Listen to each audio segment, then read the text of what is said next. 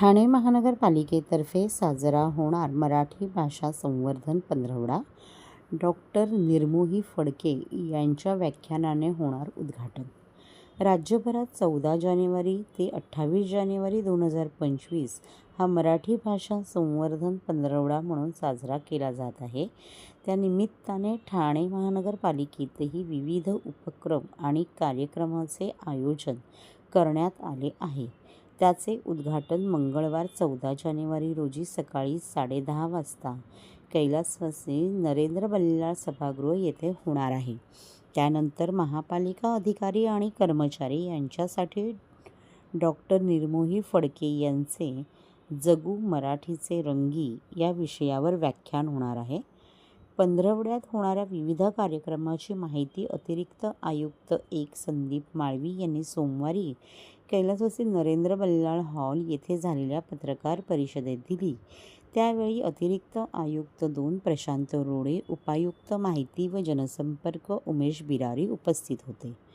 ग्रंथदिंडी व पुस्तक प्रदर्शन या पंधरवड्यात सोमवार 20 जानेवारी रोजी सकाळी 10:30 ते 11:30 या वेळेत महापालिका भवन ते परमार्थ निकेतन ते ज्ञानराज सभागृह ते महापालिका भवन अशी ग्रंथदिंडी काढण्यात येणार आहे। त्यानंतर प्राच्यविद्या संस्थेच्या सहकार्याने कैलासवासी नरेंद्र बल्लाळ सभागृह येथे जुन्या आणि नवीन पुस्तकांचे प्रदर्शन भरवण्यात आलेल्या प्रदर्शनाचे उद्घाटन होईल। त्याचवेळी सभागृहात सुलेखनकार अच्युत पालव यांचे सुलेखन पाहण्याची संधी मिळेल। पुस्तक प्रदर्शनात जुन्या पुस्तकांसह कोश, रामायण, महाभारत यांचे खंड पाहता येतील। तसेच पुस्तक विक्रीचे स्टॉलही यावेळी ठेवण्यात येणार आहे। हे प्रदर्शन नागरिकांना पाहण्यासाठी सोमवार 20 आणि मंगळवार 21 रोजी सकाळी 10 ते सायंकाळी 6 वाजेपर्यंत खुले राहतील। महापालिका अधिकारी व कर्मचारी यांच्या स्पर्धा बुधवार 22 जानेवारी रोजी महापालिका अधिकारी आणि कर्मचारी यांच्यासाठी निबंध, सुलेखन, हस्ताक्षर, शुद्धलेखन व वक्तृत्व स्पर्धा आयोजित केली जाणार आहे। या पंधरवड्याच्या काळात शिक्षण विभागातर्फेही शालेय स्तरावर विविध स्पर्धा, ग्रंथ प्रदर्शन यांचे आयोजन करण्यात येणार आहे। प्रोफेसर प्रवीण दवणे यांचे व्याख्यान आणि समारोप मंगळवार 28 जानेवारी रोजी पंधरवड्याचा समारोप आणि पारितोषिक वितरण समारंभ कैलासवासी नरेंद्र बल्लाळ सभागृहात होईल। त्यात महापालिका अधिकारी, कर्मचारी यांच्यासह शालेय स्पर्धेतील सर्वोत्कृष्ट विद्यार्थ्यांना पारितोषिके देण्यात येतील। त्यानंतर ज्येष्ठ साहित्यिक प्रोफेसर प्रवीण दवणे यांचे मराठी भाषेचे अभिजात सौंदर्य या विषयावर व्याख्यान होईल। हे व्याख्यान सर्व नागरिकांसाठीही खुले आहे। शासनाच्या सूचनेनुसार आपण 14 जानेवारी ते 28 जानेवारीपर्यंत मराठी भाषा संवर्धन पंधरवडा मोठ्या उत्साहात आणि मोठ्या व्यापक प्रमाणात साजरा करीत आहोत। त्यानिमित्ताने विविध कार्यक्रमांचं, विविध स्पर्धांचं आपण आयोजन केलेलं आहे।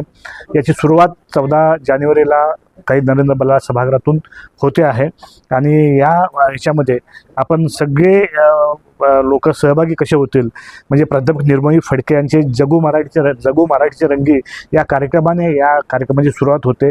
आपण काय करतो की नागरिकांसाठी किंवा मराठी भाषेवर प्रेम करण्यासाठी शुद्धलेखन स्पर्धा आहे, वक्तृत्व स्पर्धा आहे, निबंध लेखन स्पर्धा आहे, असे विविध स्पर्धांचं आयोजन केलेलं आहे। आणि त्याचबरोबर आपण आंतरराष्ट्रीय ख्यातीचे सुलेखनकार कॅलिग्राफर अच्युत पालव यांची सुलेखन कार्यशाळी आपण आयोजित केले। त्यांच्या माध्यमातून आपण मराठीची जी आद्याक्षरं आहेत ते आद्याक्षर त्यांच्याकडून आपण कॅलिग्राफी करून त्याचं फ्रेम करून आपण महापालिका वास्तूमध्ये ते लावणार आहेत। त्याचबरोबर आपण इथे प्राचीन जे ग्रंथ आहेत, मग रामायण असेल, महाभारत असेल, तर त्याच्यापेक्षाही अजून कुठले प्राचीन ग्रंथ असतील तर प्राच्यविद्या संस्था जी आपली आहे त्याच्या माध्यमातून, त्यांच्या समन्वयातून आपण इथे आपले जे ज्ञानपीठ पुरस्कार विजेते असतील, साहित्यिक असतील, त्यांची साहित्य आपण या हॉलमध्ये आपण प्रदर्शनासाठी उपलब्ध करून देणार आहोत। त्याचबरोबर आपण निबंध स्पर्धा, सुलेखन स्पर्धा, शुद्धलेखन स्पर्धा, वक्तृत्व स्पर्धा अनेक स्पर्धांचं आपण आयोजन केलेलं आहे। त्याला चांगले पुरस्कारही दिलेले आहेत। त्यांनी सगळ्यांनी ह्या स्पर्धेमध्ये सहभागी व्हावं आणि ह्या पंधरवड्याचा समारोप 28 जानेवारी 2025 रोजी ह्याच सभागृहामध्ये होणार आहे। त्याआधी आपण प्रसिद्ध साहित्यिक कवी प्रवीण दवणे सर यांचं मराठी भाषेचं अभिजात सौंदर्य काय आहे याच्यावर आपण व्याख्यान आयोजित केलेलं आहे आणि त्या व्याख्यानाने आणि नंतर पुरस्कार वितरणाने या पंधरवड्याचा समारोप होणार आहे. तर माझं सर्व ठाणेकरांना, मराठीवर प्रेम करणाऱ्या सर्व मराठी भाषिकांना आवाहन आहे की त्यांनी मोठ्या संख्येने या स्पर्धेमध्ये, या उपक्रमामध्ये सहभागी व्हावं. पालिकेच्या शाळेनं काय आव्हान वगैरे यामध्ये सगळ्याच महापालिकेच्या शाळा सहभागी होणार आहेत, खाजगी शाळा सहभागी होणार आहेत. नागरिकांना आपण आवाहन करतोय, पत्रकारांनी यामध्ये सहभागी व्हावं, मोठ्या संख्येने सहभागी व्हावं. असं सगळ्याच घटकांना जे मराठीवर प्रेम करत आहेत, मराठी संस्कृतीवर प्रेम करत आहेत, त्या सगळ्यांना आपण आवाहन करतो की त्यांनी मोठ्या संख्येने या स्पर्धेमध्ये. इंग्रजी माध्यमांच्या शाळा ज्या आहेत, ज्या विनाअनुदानित शाळा, इंग्रजी सीबीएसई बोर्ड किंवा असेच, तर याला पण तुम्ही काही केले की याच्यामध्ये सहभागी? आपण सगळ्याच शाळांना, म्हणजे ठाणे शहरातील सगळ्याच शाळांना सहभागी होण्यासाठी आपण विनंती केलेली आहे आणि मला वाटतं की सगळ्याच शाळा याच्यामध्ये सहभागी होतील. त्याची नोंदणी कधीपर्यंत करायची आहे? आता नोंदणी आता ऑलरेडी आपण हे केलेलं आहे, डिक्लेअर केलेलं आहे की नोंदणी शेवटच्या क्षणापर्यंत ते सहभागी होऊ शकतात. त्यासाठी का शेवटी मराठी भाषेसाठी आपण काम करतो, त्यामुळे ह्या स्पर्धा जरी असली तरी ती मराठीसाठी आहे. त्यामुळे शेवटच्या क्षणापर्यंत त्यांनी सहभागी झालं तरी कुठलीही अडचण राहणार नाही. यासाठी ऑलरेडी आपण प्रेस नोटच्या माध्यमातून लोकांना आवाहन केलेलं आहे. तर माझी एक सूचना आहे की व्यापारी बंधूंना पण तुम्ही महाराष्ट्रात मराठी माणसांशी मराठीत बोलायचा, नाहीतर तुम्ही शिकून घ्या कोणाकडून तरी, आणि महाराष्ट्रात राहतात तर तुम्हाला मराठी बोलता येईल. मी मगाशी तेच म्हटलं की महाराष्ट्रात राहणाऱ्या आणि मराठी भाषेवर प्रेम करणाऱ्या सगळ्यांसाठी हा पंधरवडा आहे आणि राज्य शासनाने हा पंधरवडा पूर्ण महाराष्ट्रभर साजरा करण्याच्या सूचना दिलेल्या आहेत आणि खास करून मराठी भाषेला अभिजात भाषेचा दर्जा प्राप्त झाल्यानंतर हा पंधरवडा साजरा होतोय. तर मला वाटतं की सगळे मराठी याच्यामध्ये मोठ्या उत्साहाने सहभागी होतील. महाराष्ट्रातील भगिनींना आधार देणारी राज्य शासनाची मुख्यमंत्री माझी लाडकी बहीण योजना.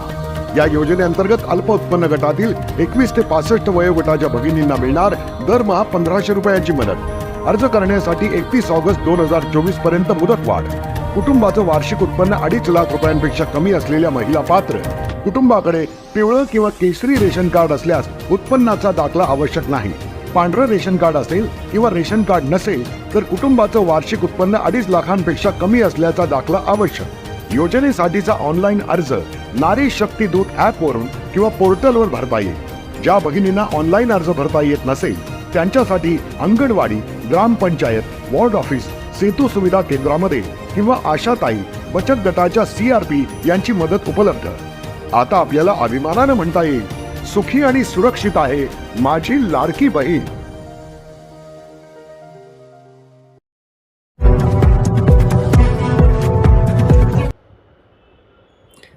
ठाण्यात मालवणी महोत्सवाला वीकेंड झुंबड. रविवारी खवय्यांनी लुटला सामिष्ट मेजवानीचा आनंद. कोकणाचा निसर्ग, तेथील संस्कृती, लज्जतदार सामिष्ट खाद्यपदार्थ, कोकण संगीत आणि कोकणाची कला असे सारे काही अनुभवण्यासाठी वीकेंडच्या सुट्टीला रविवारी ठाण्यातील शिवाईनगर येथील मालवणी महोत्सवात खवय्यांची झुंबड उडाली. येत्या 19 जानेवारीपर्यंत हा मालवणी महोत्सव सुरू असून ठाणेकरांनी या कोकणच्या उत्सवात सहभागी होण्याचे आवाहन आयोजक सीताराम राणे यांनी केले आहे. कोकण ग्रामविकास मंडळाच्या वतीने पोखरण रोड नंबर 1 शिवाईनगर येथे उन्नती गार्डन मैदानात शुक्रवारी 10 जानेवारीपासून मालवणी महोत्सवाला सुरुवात झाली. मालवणी महोत्सवाच्या प्रवेशद्वारावर कोकणची संस्कृती दर्शवणाऱ्या कौलारू गणेश मंदिरात दर्शन घेतल्यानंतर भाविकांना साक्षात कोकणची अनुभूती येते. गणेश मंदिरात कोकणी थाटणीच्या सुरावटीत रंगलेल्या भजन संगीतात रममाण होत दर्शन घेतल्यानंतर भाविक मालवणी महोत्सवाच्या जत्रेचा आनंद लुटण्यासाठी जातात. या महोत्सवात खास उभारलेल्या व्यासपीठावर मनोरंजनाच्या कार्यक्रमांचीही लयलूट सुरू असते. तसेच कोकणच्या संस्कृतीबरोबर कोकणी पदार्थांची विक्री करणारे महिला बचत गटाचे स्टॉल, तसेच सुकामेवा, मालवणी पदार्थांमध्ये ताजे मासे, चिकन, वडे, मटण, सागोती यांचा आस्वाद घेण्यासाठी वेगवेगळे स्टॉल आहेत. 12 जानेवारी रोजी रविवारचा मुहूर्त साधून मालवणी महोत्सवात ठाणेकरांनी मोठ्या प्रमाणात हजेरी लावली. यावेळी मांसाहारी स्टॉलवर खवय्यांची झुंबड उडाली होती. अनेकांनी सहकुटुंब चिकन, मटण आणि मासळीच्या सामिष भोजनाचा आनंद लुटला. तसेच विविध वस्तू व जिन्नसांची खरेदी करण्याचीही संधी साधली.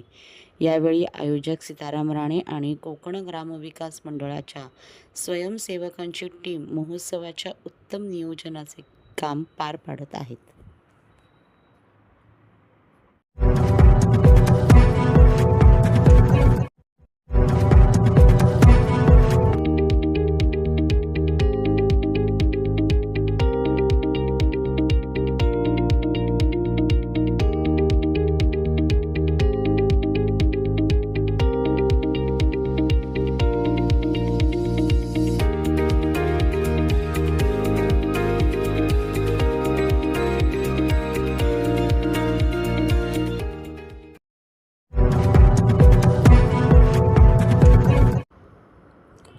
उपवन तलाव परिसरात संस्कृती आर्ट फेस्टिवलची धूम. ठाण्यातील उपवन तलाव परिसरात सुरू असलेल्या विहंग संस्कृती आर्ट फेस्टिवलने शनिवारी ठाणेकरांना सांस्कृतिक पर्वणी अनुभवायला मिळाली. या कार्यक्रमात प्रमुख पाहुणे म्हणून राज्याचे उपमुख्यमंत्री एकनाथ शिंदे यांच्या हस्ते भारतीय क्रिकेट संघाचा उदयोन्मुख फलंदाज यशस्वी जयस्वाल याला प्रतिष्ठित असा शिवगौरव पुरस्काराने सन्मानित करण्यात आले. सदर कार्यक्रमाचे आयोजन परिवहन मंत्री प्रताप सरनाईक यांच्या पुढाकाराने करण्यात आले आहे. यावेळी व्यासपीठावर गायक अभिजित भट्टाचार्य आणि ठाणे जिल्हाधिकारी अशोक शिंगारे, MCHI ठाणे अध्यक्ष जितेंद्र मेहता, परीक्षा सरनाईक, पूर्वेश सरनाईक, विहंग सरनाईक आदी मान्यवर उपस्थित होते. सांस्कृतिक फेस्टिवलमध्ये विविध कार्यक्रमाचा समावेश होता. विशेषतः अभिजित भट्टाचार्य यांच्या गाण्यांनी उपस्थितांना मंत्रमुग्ध केले. त्यांनी सादर केलेल्या गाण्यांनी शनिवारी संध्याकाळ अविस्मरणीय केली. तर रविवारी ठाण्यातील उपवन तलाव परिसरात सुरू असलेल्या विहंग संस्कृती आर्ट फेस्टिवलमध्ये रविवारी विविध सांस्कृतिक कार्यक्रमाचे आयोजन करण्यात आले होते. संगीत, नृत्य आणि कला प्रदर्शनांनी ठाणेकरांना सांस्कृतिक अनुभवाची मेजवानी दिली. संध्याकाळी गीत गुलाबी साडी फेम सुप्रसिद्ध गायक संजू राठोड याच्या सुमधुर गाण्यांनी उपस्थितांना मंत्रमुग्ध केले. तसेच स्थानिक कलाकारांनी पारंपरिक नृत्य आणि संगीत सादर करून प्रेक्षकांची मने जिंकली. कला प्रदर्शनात विविध चित्रकार आणि शिल्पकारांनी आपली उत्कृष्ट कलाकृती प्रदर्शित केल्या, ज्यामुळे कलाप्रेमींना विविधतेचा अनुभव घेता आला. रविवारी फेस्टिवलमध्ये माजी गृहनिर्माण मंत्री आमदार जितेंद्र आव्हाड, शिवसेना शिंदे पक्षाचे सचिव, माजी महापौर संजय मोरे यांनी सदर उत्सवाला भेट देऊन या उत्कृष्ट कार्यक्रमाच्या आयोजनाबद्दल परिवहन मंत्री प्रताप सरनाईक व संपूर्ण टीमचे यावेळी अभिनंदन केले.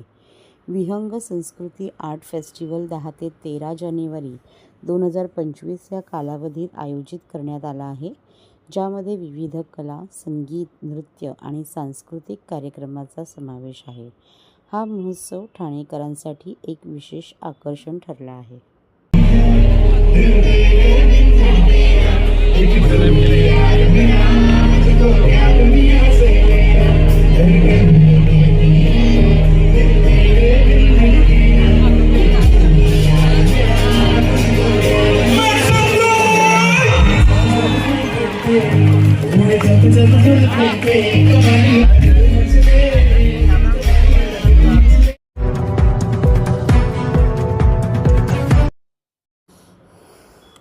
वक्फ कायदा संविधानाच्या चौकटीत बसत नाही, ॲडव्होकेट पारिजात पांडे.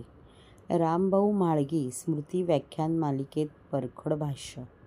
वक्फ कायद्याकडे धार्मिक कायदा म्हणून बघण्याचे काही कारण नाही.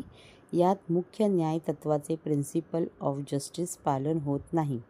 या दृष्टीने या कायद्याकडे बघितले तर वक्फ कायदा संविधानाच्या चौकटीत बसत नाही. त्यामुळे या कायद्यात बदल आवश्यक आहे, असे परखड मत बार कौन्सिल ऑफ महाराष्ट्र आणि गोव्याचे ॲडव्होकेट पारिजात पांडे यांनी व्यक्त केले. तरीही धार्मिक आधारावर उन्माद करणाऱ्यांचा जो प्रयत्न सुरू आहे तो चुकीचा असल्याचे निरीक्षणही त्यांनी नोंदवले.